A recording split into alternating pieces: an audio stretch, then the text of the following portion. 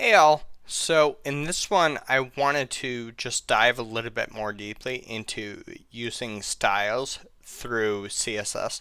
So I've gone ahead and I've styled a couple more components here, but beyond that you'll notice that the font is also different. So I'll show you how we can use a custom font with that. I'm pulling in this Google font right now.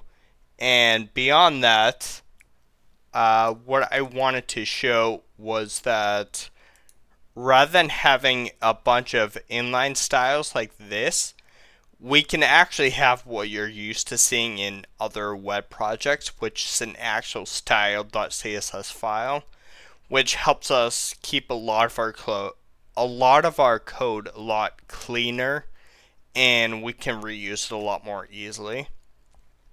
So I wanted to kind of go over that too. So that's pretty much it. So let's get in. Alright, so here is the plan here. So we're going to style these markdown components that I have, or markdown widgets, I should say.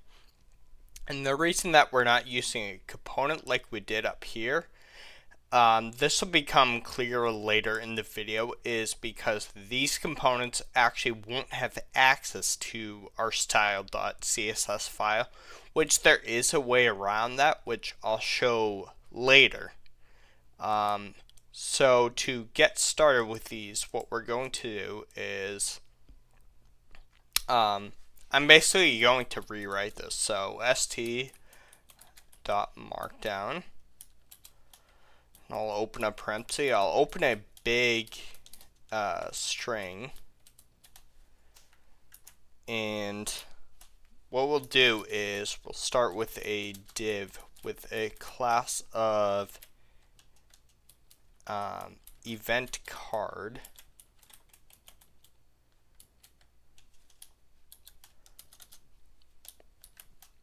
Go ahead and close that div.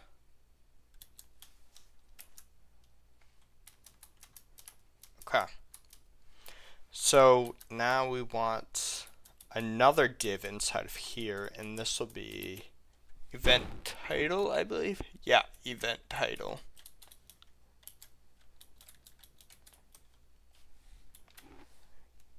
And so this will be, we have the f string, so we can string interpolate. So we'll say this will be the x-axis display. And then we can go ahead and close that div. Now we want to do div class equals, we want to add the description that we had before, which that essentially is going to be this long thing here. So I'll just copy this, changing this to x-axis, and we can go ahead and close this div. And then the last thing that we wanted to add on the card was wanted to add the actual unit that we have, which we're going to take advantage of Flexbox, which is a CSS feature that came out in like 2018 or something, that just makes it a lot easier to place content on the page. So this, we're going to call it event meta, or I guess you could call it event placement, whatever floats your boat, right? Okay, and then tab this one in. So then this div will contain the actual unit. So this would be div equals class equals event dash unit.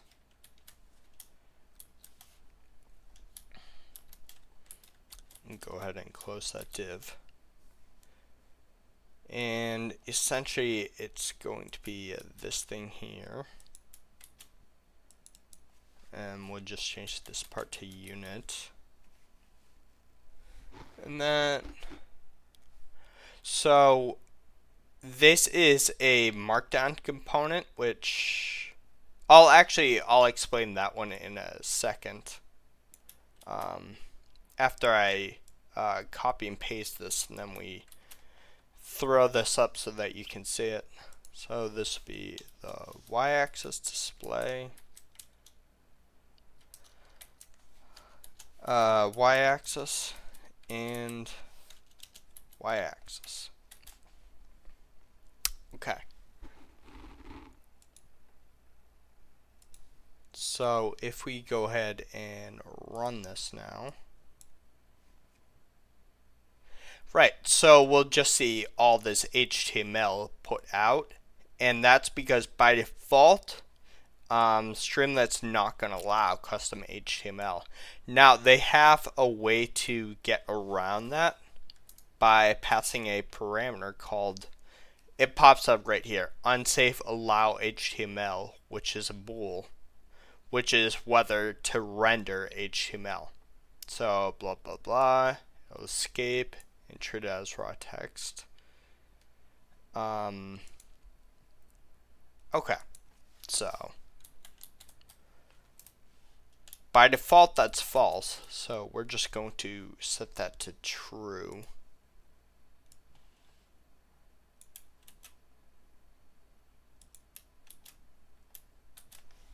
And then rerun that. And then, okay. So we see age, athlete age, all that kind of stuff. So if we go to like Fran and Grace, then we see our actual description and what the actual unit is. It's not styled at this point, but this is a start to that. So next we'll work on some styling. Alright, so this is the really kind of nifty part, the heart of this whole thing. So, let's create a new file. Let's call it style.css. By convention, that's just kind of like what the name of this is. And now, so the question is, how are we going to read that into our main.py file? How are we going to hook that up, right? So what we're going to do with that is let's go to the top of this main function right here. So after all of our imports are done, and after we've set the page config, because I think the page config has to be the first line here. Actually, you know what? Let's give that a quick try and see about that. So let's do with open. So this is essentially reading the style.css file, right? So we're going to use a context manager to open that file and have that be stored in a variable called f, right? So what we can do is we can do another st.markdown component, and this is kind of standard, like what people in the Streamlit community have been doing, is we'll put in a new markdown component, and essentially what this is, you know how we could use, let's quickly search for it actually. You know how we could use the style tag down here, right? And that was in, well, this is in the actual component right here. So we can use that same kind of deal up here. We can just open up a style tag, and then we'll close that too, just so we don't forget. And then what we're going to do is we're just going to read everything stored in F. Oopsie. Should be this. We're just going to read everything stored in the F variable and have it output here. So we'll just say f.read. And then, like we had to do before in order to allow these HTML tags, is we just have to say unsafe allow HTML. I don't know why it's not the other way around, allow unsafe HTML. That seems a lot more intuitive, but okay. That's fine. So, okay. So let's put in that, and let me see if I actually get an error from that. I may not, because I thought that the page config had to be the first line in the file, but maybe not. Maybe I'm learning something new, right? Okay. So in order to, let me just grab all of these styles that we have here, because it's easier for me to just copy and paste these than having you watch me do all of these. Okay.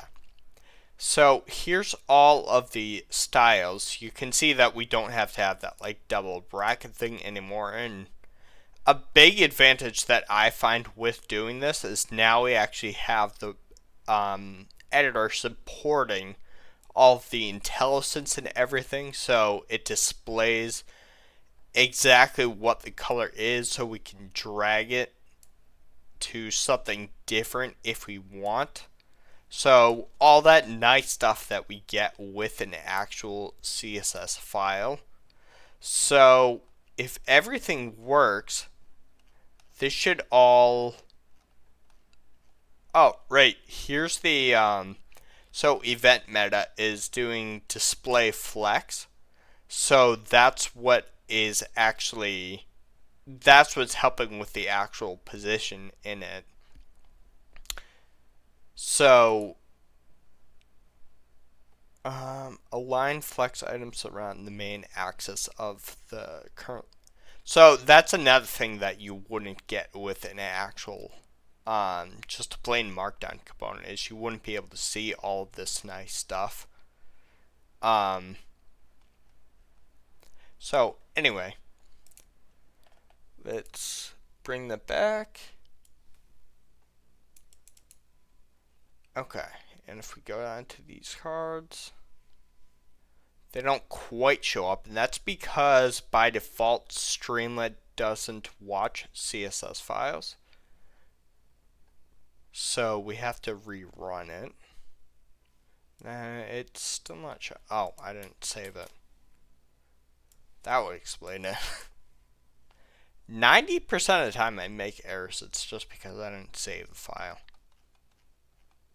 Okay, so now we have the actual CSS associated with it. So if we go to Helen and Grace, we get an actual description of what the event is. We get these nice little hover effects, which is kind of cool. Okay, great. So what I want to go over now is I have this Google font here, and so I kind of like this styling of this. You might not, and that's fine, I guess. So if we click the button to get the embed code here, so this is what you would actually put in the head of your HTML, right? Which we don't actually have that. So for Streamlit, we can make use of another markdown component, or markdown widget. I keep calling it a component. So what we'll do here at the top, this might be where I run into an error because of the page config. We'll see. I'm still not entirely sure about that. So I might learn something new from that. Is we will open up another one of these big strings here, and then all the code that we had in that head tag, it's just best practice to put it into a head tag.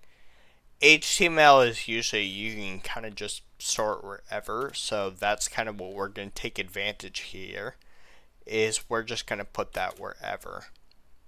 Okay, and this style sheet, now in order to use the actual font, what we want is like one of these right here. These are kind of just like, these are examples that we can pull in. So if we go to the top here and paste this, so this is going to have the font family that you want. We're actually just going to take out the font weight and font size for now. That's fine. And where do we want this to apply though? We actually want this to apply everywhere. So in CSS, you can use that by just doing the star selector, and therefore it applies to everything that the style sheet will apply to, and it will set that font family. So we will ideally see a huge change after doing this. So without further ado, we'll go back to the browser again because it's you'll see the same thing here. It is outputting the raw HTML. So let me just see, did I put in, no I did not. So this is the unsafe allow HTML. That really should be renamed. So we save that, and okay, so now you see font actually being applied to a lot of places. Yep. Okay. So that applies to the Google font, so you can take that idea and put in another Google font if you don't like that one. That's completely fine. I'm not gonna curse you for doing that. Alright, so in the next video, what I want to kind of go over here is you see the fonts don't actually apply to these little tick fonts right here. And so that's because Plotly handles things a little bit differently, so we'll have to work with that. And then I can also show you how all the styles that we previously put into the athlete component, which, where's that thing? Here is, this is a little bit different to be able to put this into the style sheet. So I'll show you how to do that. So thank you for watching.